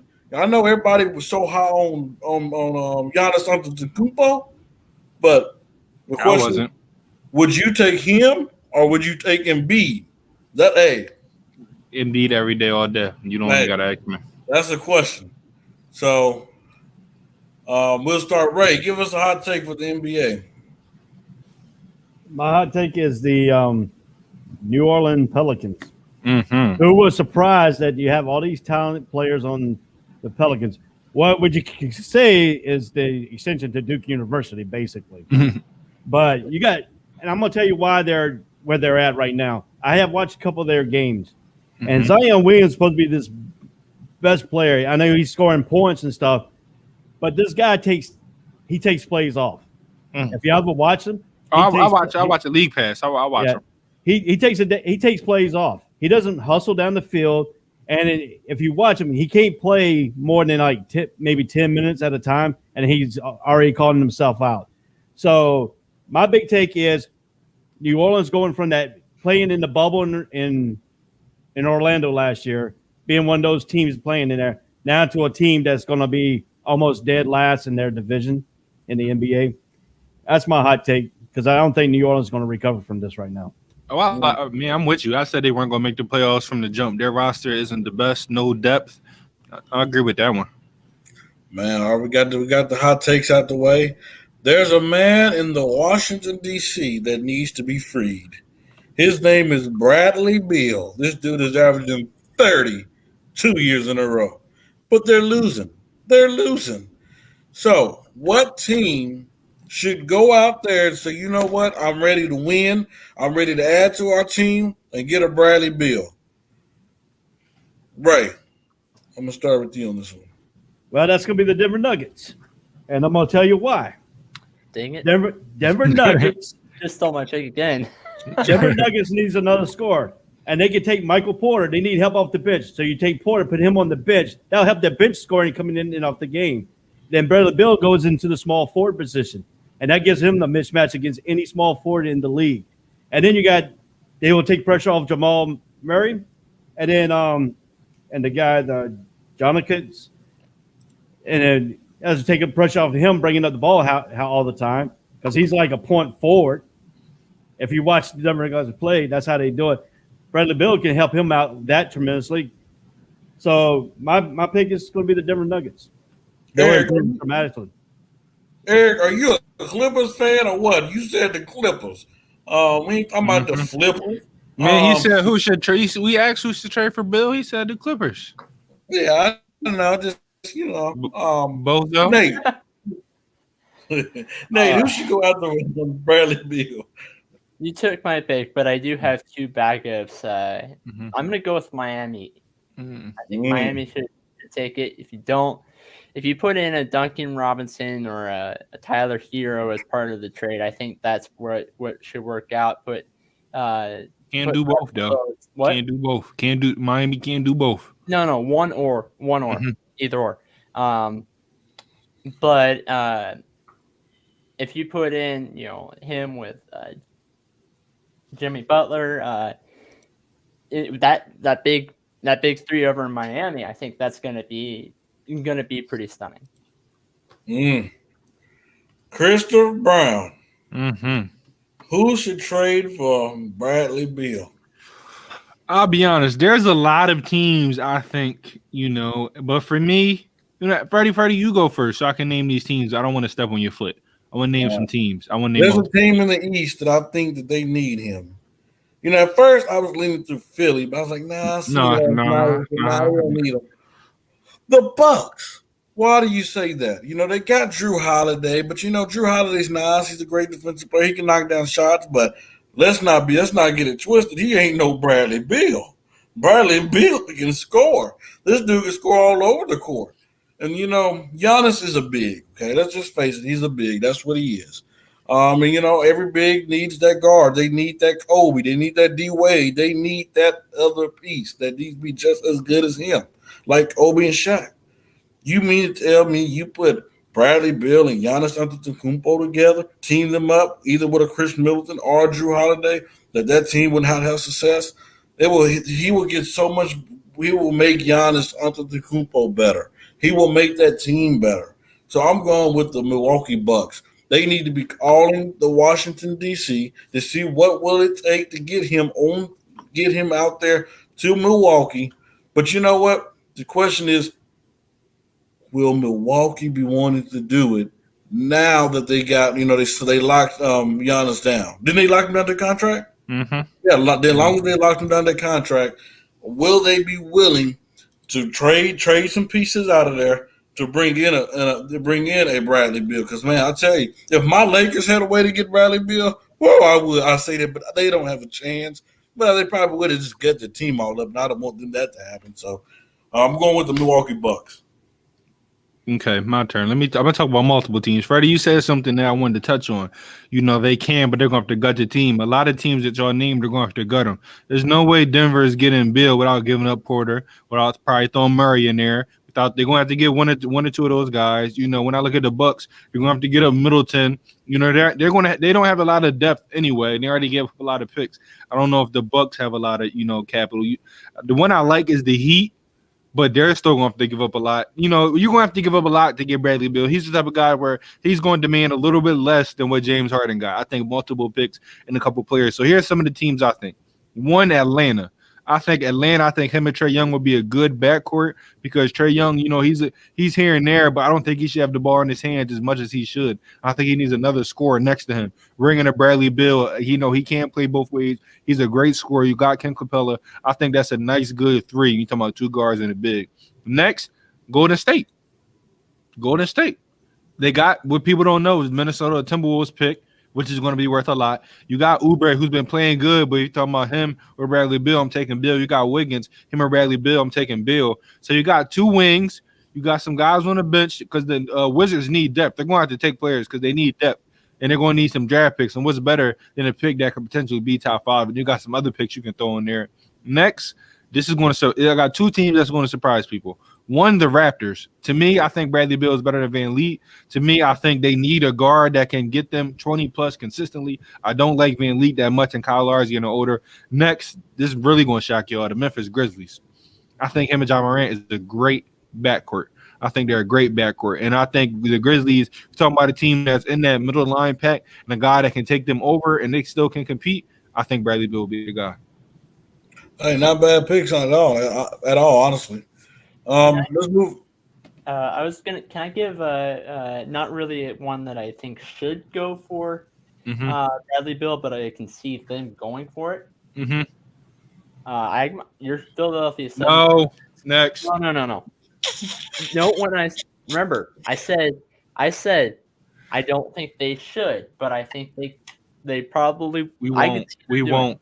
Tobias Harris is averaging crazy numbers on crazy efficiency, and no.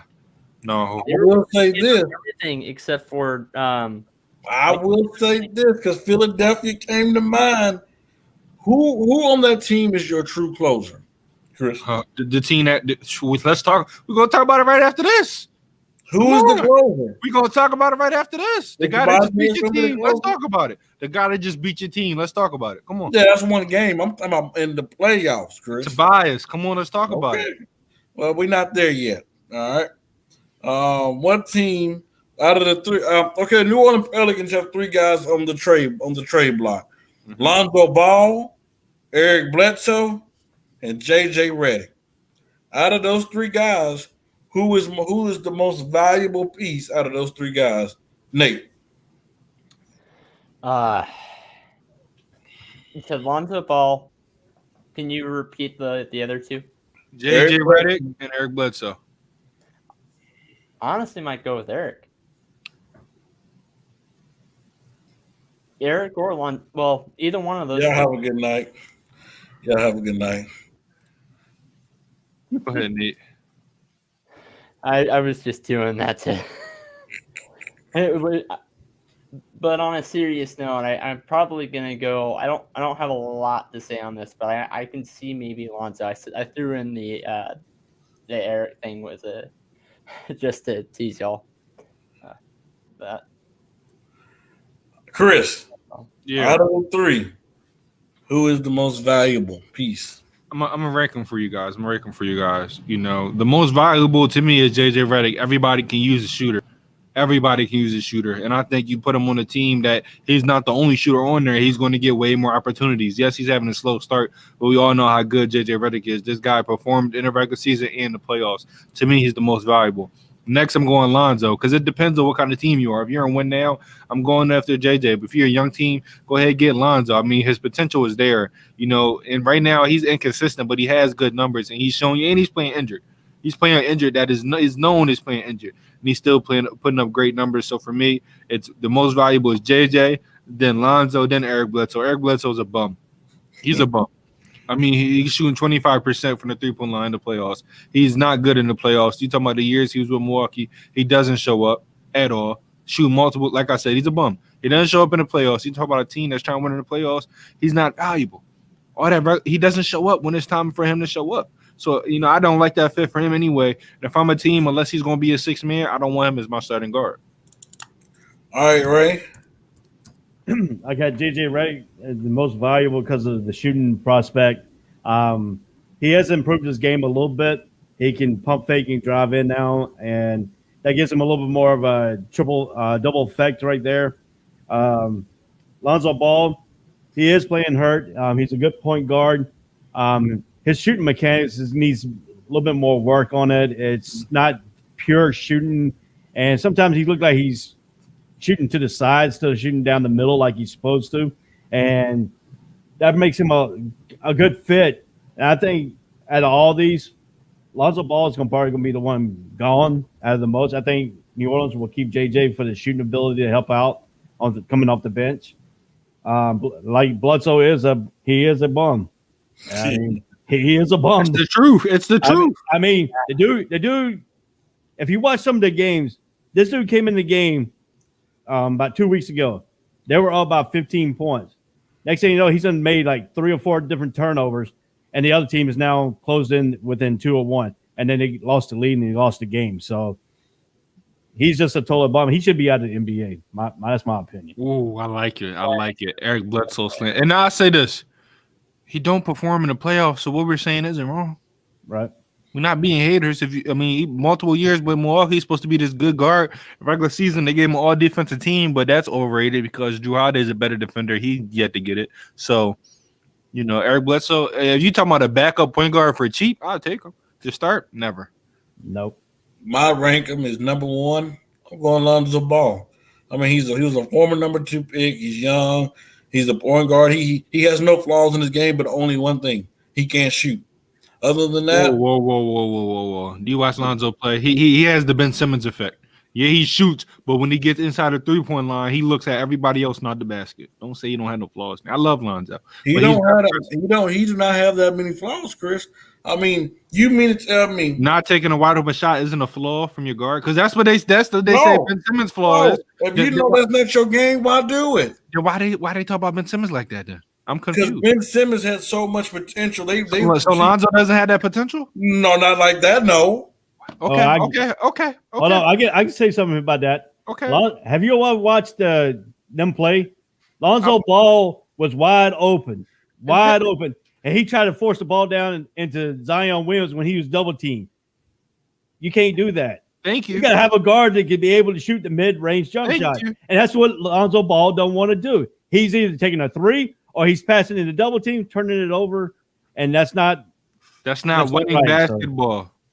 So. I got you. Well, number 2, now JJ Redick, just because that dude, he give him the ball with just an inch of air, that dude can let it go. And number 3, Eric Bledsoe. He don't show up in the playoffs. Lakers don't get him. Go to Philadelphia. Go to anybody else, but don't go to the Lakers. Let's go to the next topic. I believe it's the which topic we're going to? The Nets. Okay. Oh, you know what topic we're going to. You know what topic we're going to. I know. I was just trying to see. Nah. You ducking right now. Let's go.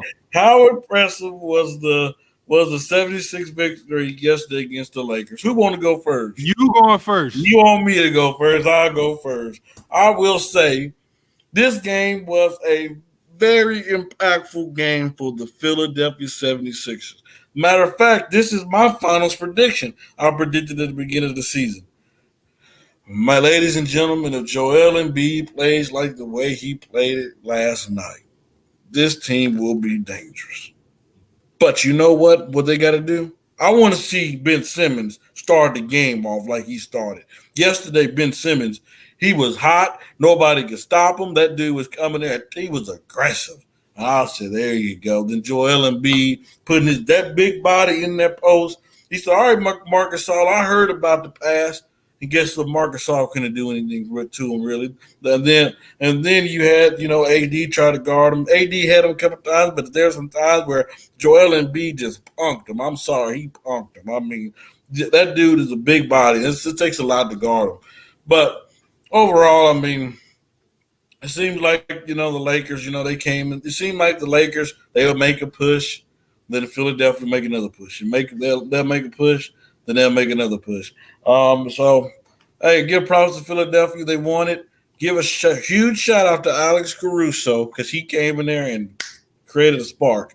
And Chris, I got to ask you a question. I put this on my Facebook page earlier. People thought I was crazy. If you have this Lakers team, which one's more important? Which one would you rather have? Kyle Kuzma who's trying to be too much sometimes, try to be the guy, try to shoot too much, and do not be consistent? Or would you rather Alex Caruso, who's going to come in there and do his role? He's not going to make mistakes. He's going to be that glue player that the team needs. But you can give your take, then answer that question last. So I'm gonna give it to Chris.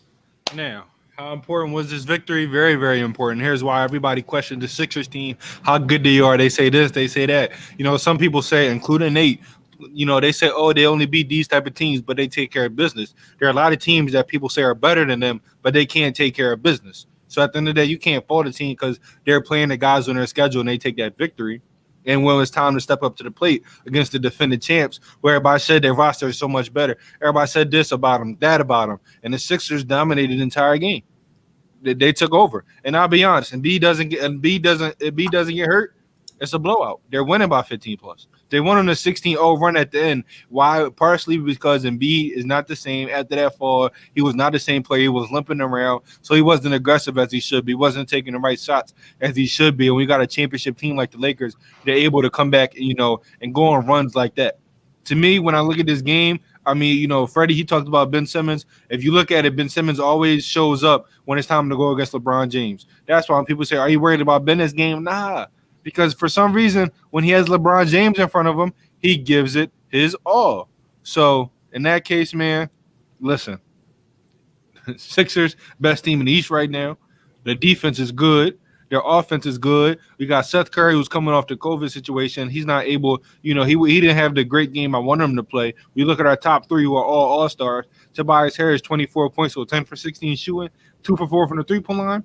People ask me who's going to be the closer. I mean, Tobias Harris with Doc Rivers, he's a better player because he's being put in better situations. So Tobias Harris can be a closer. Then you got a knockdown shooter in Seth Curry. Then you got Joel Embiid, who's the most unguardable player in the game. And by the way, newsflash, Embiid over Jokic. By the way, newsflash, Embiid over Anthony Davis. By the way, newsflash, Embiid over Giannis. Embiid's the best big in the game. Every time Embiid goes against AD, he dominates. AD was ducking all this, all that. Embiid dominated AD. It was a good game, but Embiid got the best of them. Yeah, let me take you out. Put your glasses back on. You don't want to see how you just look making that face. But anyway, yes, the Sixers had a great performance. To me, it doesn't. I'm adding you back. I got you. To me, I'm not saying the Sixers going to win the championship, but I'm saying right now they're the best team in the East. And to touch on what Freddie said, I'm taking Caruso because Caruso knows his role. Kyle Kuzma doesn't. He doesn't know how to. He's supposed to be that guy off the bench to score, but he doesn't know what to do. Caruso knows what he's in there to do. He might not take all the shots, but he'll make all the plays. So I'm taking Caruso. You're making that face right now. Embiid's not playing better than AD. I was just about to touch on that, but I'm not going to take Embiid over AD because AD just won the championship. Okay, by the way, I'm asking who's playing better right now is what I'm asking. Oh, Embiid's one of the MVP conversation. But I got something to say to Anthony Davis, and I hope he's watching. What's the chance he watches All Sports All Plays? But hey, we get it national over here, y'all. But AD, what's wrong? You partying too much? You letting the Hollywood life get to you? You got your little championship. That's okay. Money getting good. Got a little girl. What's wrong? Get your act together, man. You going against Joel Embiid. I want you to step up to the plate. I want you to be like Ben Simmons. You see LeBron, I want you to accept the challenge. You be that guy. Anthony Davis. You know, it's not just this game. It's too many games he's being passive. He's not being aggressive. He's not attacking the paint. I need to see him I need to see him have that energy like he did last year. By the way, the Lakers just got smacked in their mouth by the second worst team in the NBA and the Detroit Pistons. I just want to put that out there. My Sixers got smacked in the mouth by them too because, you know what I'm saying, our best player didn't play, but he's your second best player. So, you know, that's worrisome. My second best player didn't play. AD didn't play tonight, so. I know that, but I'm saying that's worrisome. You still supposed to take care of business. We ain't take care of business. AD didn't play. Just like Joel Embiid didn't play. But I'm just saying when Embiid didn't play, they said, oh, yeah, you still got to win. So that's all I'm saying. Against the Detroit Pistons, you got to win those games. I agree. But, hey, I love when we lose these games. I love it. You know why? Because it wakes them up. It wakes the team up and say, hey, you got to play. And by the way, the Lakers not worried right now. They're still the best team in the NBA. But I will say this, they do need another big man. They do need another big man. I looked last night when Montrezl Harrell, They can't stop him. Everybody's too small, too little. I understand Marcus Gasol is that. the best chance, but he's gonna get him in foul trouble. I understand that. When Montrezl Harrell was in there, first play of the game, Joel Embiid made him look like it was me out there. Like, Because he can't play defense. I'm like, but let's keep it rolling. Ray, what's your thoughts on this game, my friend? My thoughts on this game was the 76ers outplayed them all night long. I mean, the Lakers came back in that fourth quarter to narrow it down, but still, you got to understand, Joel Embiid, he could take you outside, inside, and he can even go around. He made Anthony Davis look stupid at one play, but he made Anthony Davis fall down to the ground. I mean, Anthony Davis played guard in high school. Anthony Davis has a guard mentality. He could dribble the ball and all that stuff. But Joel Embiid is the same type of player of Anthony Davis, a little bit better because he's a little bit taller and a little bit leaner. And Joel Embiid, he makes great plays. He makes great decisions because his team puts him in that position. But what I'm going to talk about this is all that last year, the death threats of Danny Green and all that because he wasn't hitting the threes and stuff like that. Danny Green in this game had 14 points, 4 3-pointers, and some of them 3-pointers were the key in that game. So I know Danny Green's happy because he beat the Lakers, but you got to understand, you're talking about the 76ers. You're talking about Ben Simmons. He's playing that point forward. He had a triple double. Talk about it. And you got to look at Tobias Harris. Tobias Harris is he can dribble in, he can take people off the dribble. But the key for the Lakers is Born over here too. The good key for the Lakers is Kyle Kuzma. If Kyle Kuzma does not play, the Lakers are not going to win any games. Kuzma is going to be the one. Is the key to that. Montel Harris has got to be the key.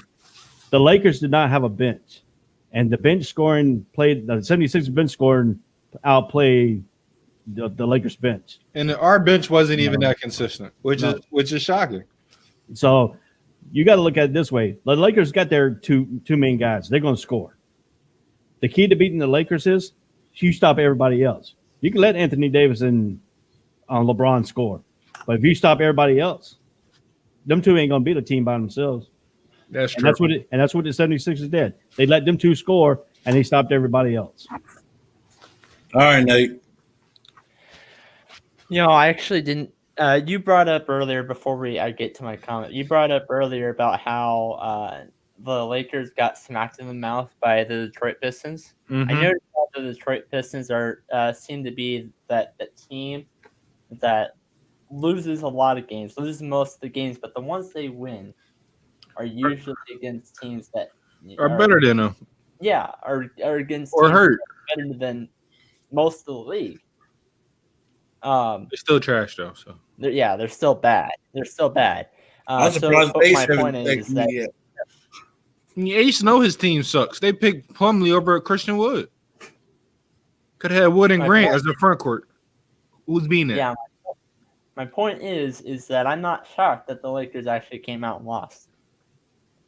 But my point also, going into yesterday's game, I also wasn't surprised that the 76ers came out and won because the 76ers are undefeated outside of one game because of COVID-19. With the NBA made us play with 7 players, but they let everybody else postpone. Adam Silver, I need an answer now. And they won every single game at home except for that one exception. It was to my team, but I still think that was wrong. And now going into yesterday's game, it was a pretty close game. I agree with most of what y'all said about the bench thing. That's really my biggest takeaway on that is the bench was not impressive, but it was outplayed by the 76ers. All right, gentlemen, let's keep it moving. On yesterday, the Brooklyn Nets played against the Atlanta Hawks, and it was a close game. It was a real close game. It was 132 to 128. Mr. Kevin Durant had 32 points, but let's remember, he played 42 minutes. And then our dude James Harden played 46 minutes and gave you 31 points. And Kyrie Irving, He's back. He's played up to 26 Don't forget points, that. 7 assists, and 42 minutes. What was you guys' thoughts on yesterday's game? I'm gonna go ahead and start this one off myself, man, because me personally, I'm not impressed at all. At all. You look at these minutes, man. You have KD playing 42 minutes, Harden playing 46. Like somebody's, I don't wish this on nobody, but this, you know what this leads to? It leads to injuries because they playing too many minutes. You have KD playing this many minutes against the Hawks. I mean, this team have no depth. I've said it multiple times. This is why this team will not win. There's 2 teams in the East that right now they play that will beat them right now. 2 teams in the East. The Philadelphia 76ers and the Milwaukee Bucks. No. They beating the Bucks. The Bucks have no depth either. The Bucks have zero depth either. Who's going to stop Giannis on that team? Nobody. Who's going to stop Kevin Durant? Kevin Durant going to go off. I'd rather put Drew Holiday and Chris Middleton on him. Kevin Durant fried them when they played. So but Kevin Durant, there's not too many people in the league that's going to stop Kevin Durant, Chris. I mean, you name somebody that's going to stop. It's easier to stop Giannis than Kevin Durant. All you got to do is build the wall. You can't do nothing with KD. You got to have players to build the wall. You don't have depth on that team, man. I'm trying to tell y'all, this is what happened when you trade for James Harden. It's going to wear off this friends and cool stuff when it come and when it come February and March, when it's going to dog days where it's getting tired. KD's not going to want to be playing as many minutes a night. James Harden, but you know what? Hey, do it and see where it gets them. It's not going to get them nowhere at all. But maybe a second or third round bounced out of the playoffs. Chris, you go ahead. What's your thoughts on the game? I mean, James Harden's been playing these type of minutes his entire career. KD, I know he's coming off injury, but 42 minutes in overtime, that's a lot. But, I mean, it's not going to happen all year. Kyrie Irving's used to playing these minutes. I know we say we need depth. We've been saying it all year, but the question was, how did they look? How did that big 3 look? This is the first time where they all 8 together. James Harden 5 for 9 from the 3-point line, 15 assists. We need to talk about that. Like I said, he's a guy that's going to lead the league in assists this year. He balled out. Kevin Durant gave you 32. He's a guy, he only misses when he misses. It's not because somebody played good defenses on him. Nobody can guard Kevin Durant.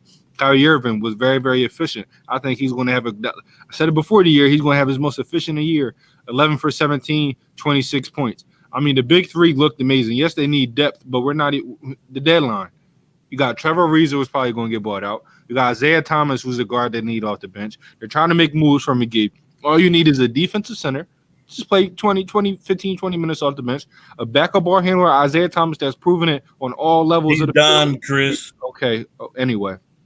You're not talking, I'm talking. Trevor Ariza, when you talk about wing defense, who's always one of the best wing defenders, when you talk about how many minutes he's played, all you need to get is 3 quality guys to add on that bench, and they'll be fine. Jeff Green is making a strong case for 6th man of the year. He scores. He's efficient. 1 for 5. This is the worst 3-point line shooting of the whole entire year. He's been shooting one of the best 3-point percentages in the game. So when you talk about a 6-man rotation, they got that. But we all been saying they need depth, and I've been saying it forever because we got a guy in Timothy Luwalu shooting 1 for 7. That's a problem.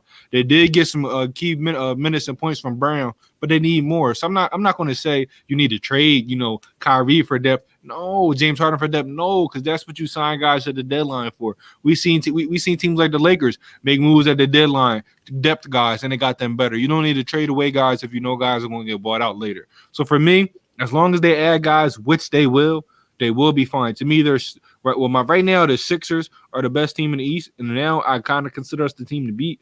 But I think it's between us and the Nets. To me, it's out of you and then Milwaukee. The Nets not even a part of the conversation. The Nets washed Milwaukee, and they didn't even have all 3 of their guys. All right, we'll see. They beat them already, and they didn't have the top 3. So just imagine they'd have had the top 3. Yeah, but Giannis is not gonna step up for nobody's. Ray, what's your thoughts on the game? Well, you're looking at their big 3. Their big 3 scored a total of 89 points. They play a lot of minutes. They don't have really a bench. He got hurt. Mm-hmm. So that's their only guy that they can rely on. So you got to look at what they're gonna do. They, like you said, they're gonna have players buy out. They're gonna pick up some people that needs to be. But what you got to think is the Nets is always going to be in that conversation of being a contender because those big 3s, they know how to win. And when they're playing together and they play like they playing right there, they're going to put pressures on a lot of teams because You got Harden who can hit the three. You got Kyrie Irving who can penetrate and dishes off. Guess who? Kevin Durant's going to be beneficiary. Harden's going to be now. Look at Harden. We know Harden's a scorer. Last night he had 15 assists. Talk about it. He had 15 assists last night. Now we always seen Harden a ball hogger in Houston. Now we see him come to a team with Durant and Kyrie Irving. Now, how about if he starts passing the ball and starts scoring in at the same time? Well, Now you're gonna have it. Now you can assist. and then you're gonna see. Look, you come from a ball hog to an assist guy. Now what you're gonna do? He's now turning involving. So now that's gonna put a lot of pressure on teams because they're gonna be working the ball around. You got the guy standing out there. You got the inside guy. But you got to look at it this way: 76 is going to be the team. Milwaukee and the Brooklyn Nets are the best three teams in the East right now. One And more that's thing. going to be like that. So There's no team that has three defenders that can guard these three guys. nope. No You team. got to pick your poison. No What are you team. going to do? Yeah, What are you going to do? Giannis is not a good on-ball defender. I'll be honest. He's very over. He's a good help defender. He's not a good on-ball defender. He ran from KD when they just played. Jason Tatum hit that game winner on. He shaked him. The only reason Giannis is able to get back is because he has all that length. He's an overrated on-ball defender. If you actually watch the games, not look at the stats, you realize his on-ball I defense. disagree with you saying, Chris. Anthony Davis gives him buckets. LeBron James gives him buckets. All the great players he's supposed to guard and play well. Even the normal guys. I disagree with you saying, Chris. I mean, you gotta watch the games. And you look, There is a team that can guard that big three. who? I'm putting AD on KD. I'm putting LeBron on Harden. I'm putting KCP on Kyrie Irving. Probably KCP gonna get torched then. Man, you crazy. KCP gonna get torched. 3 and D. KCP's gonna get torched, man. I'm putting Caruso on him. He guarded him before. He gonna torch him too. He locked him up too. I'll show you. You forgetting what Kyrie Irving is? You forget what he did with the Cavaliers? Are you forgetting about Frank Vogel, defensive mind, what he's going to bring to that team? That's cool, no, but I'm talking about three guys on one team that's guarding three guys on the other. Team defense. If we talking about team defense, yeah, you can try to put a scheme together. We talking about three guys that can get 30 with their eyes closed. No other team has that. It's gonna be hard for the teams to guard that. Let's move to the next topic. I haven't got my answer yet. Oh, my bad. I didn't even Nate. know Chris talks so much. Nah, but I know Nate didn't talk, so you need to start paying attention. Okay, so as soon as I got the topics this morning, I asked the Echo, when has the last time the Brooklyn Nets have been relevant? And she goes, sorry, I don't know the answer to that one. My point is that this team has always been a what can go wrong will go wrong team. They have zero championship rings. It doesn't matter. I don't care. I don't think this is gonna work out well. They have no bench whatsoever. I don't think this is gonna blend out very well. That shows that they got 0. My Lakers got 7. Chris wish he could say that. All right, My team got more than 0, so don't try to move on all fast. So. let's move to the last topic of the night. Like we said, You said your team got 7? Whoa. I said 17. No. I Nate, said did he say 17. 7? Did he say 7? I Did said he say 17. Did he say 7 or 17? 7. Okay. Well, I'm sorry. I've been taking tests all day, so I gotta go take. Yeah. Let's do last ranking for the night. Number 1, we have Chris Webber. Number 2, we have Amari Stoudemire. And the third one is Chris. Who's the third one again? Rasheed Wallace. Rasheed Wallace. Ray, we'll start with you on this one, the last one. Okay, I got Chris Webber going number 1, Rasheed Wallace number 2, and Stoudemire number 3. And the reason that order is Webber, I mean, he could play. He could play any position really. He was a good player. He's got the numbers to back it. He got some of the accolades to back it. 5-time All-Star, 5-time All-NBA, 1993-94 All-Rookie, and the 1993-94 Rookie of the Year. But that's my ranking. Why he was number 1 is because that he was the all-around consummate player. He was in Sacramento when they had that Sacramento team. Yeah, they got beat by the teams like Say it. stuff like that. They got beat by the Lakers. There you go. But I mean, Cheated. Yeah. Yeah, a win is a win. But anyway, so Rasheed Wallace fall number 2 because Wallace, to me, I seen Wallace play in college and stuff like that. But the way he played in the NBA, he played good defense.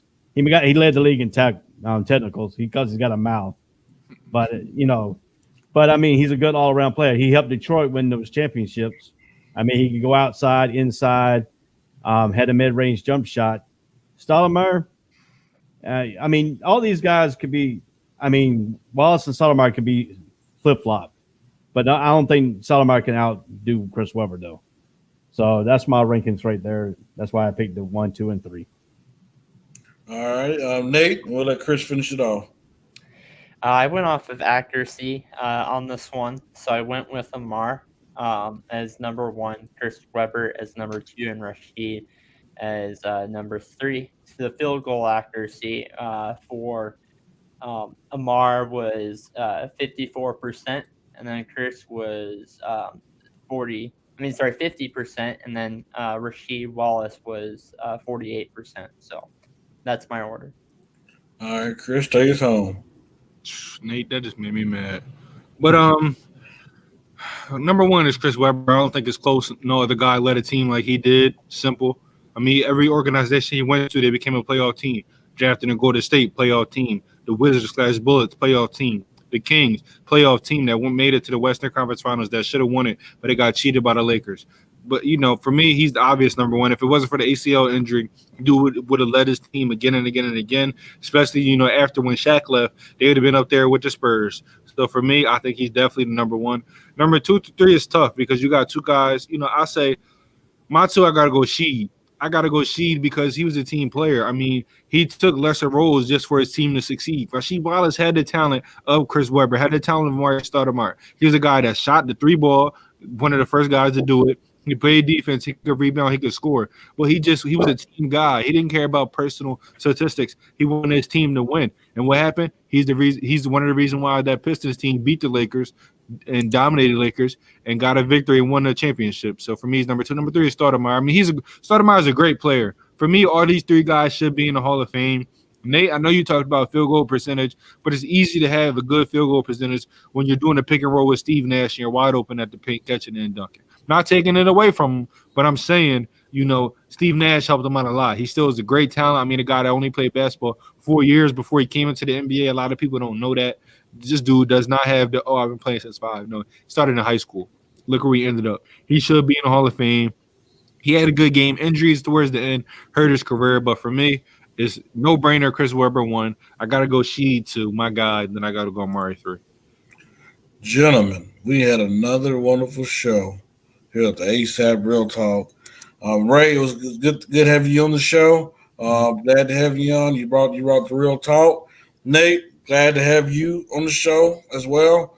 Chris, we guess it's okay if you have you on the show. No. The people love me. And also, Nate, I apologize for that. The only reason I say this is because Chris Webber, my guy, former Sixer, just want to say that he doesn't get the respect he deserves. Not saying that you disrespected him, but it just hurts my feelings that he's not in the Hall of Fame right now. All guys should be in the Hall of Fame. Chris Webber hurts the most. Chris, like I said, we guess it's okay to have you on the show. You kind of make my stomach hurt every time. I hear your crazy delusional turd. Take your glasses off. There's like, what am I looking at? But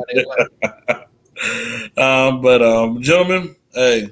All great things must come to an end, and we'll be back here Monday at 8 p.m. Central. Other than that, we out. Peace. All sports, all plays. All sports, all plays. All sports, all plays. 365, we making up plays. You talking the game, get you through the days. We're high in the court, the diamond in the lane. Variety, topics, never the same. All presentation, sports information. Hitting the airways, taking the nation. All sport, all plays. They work in your faces. Grace at the field, so tie the laces. All sports, all plays. Network. All sports, all plays. Network. We on top of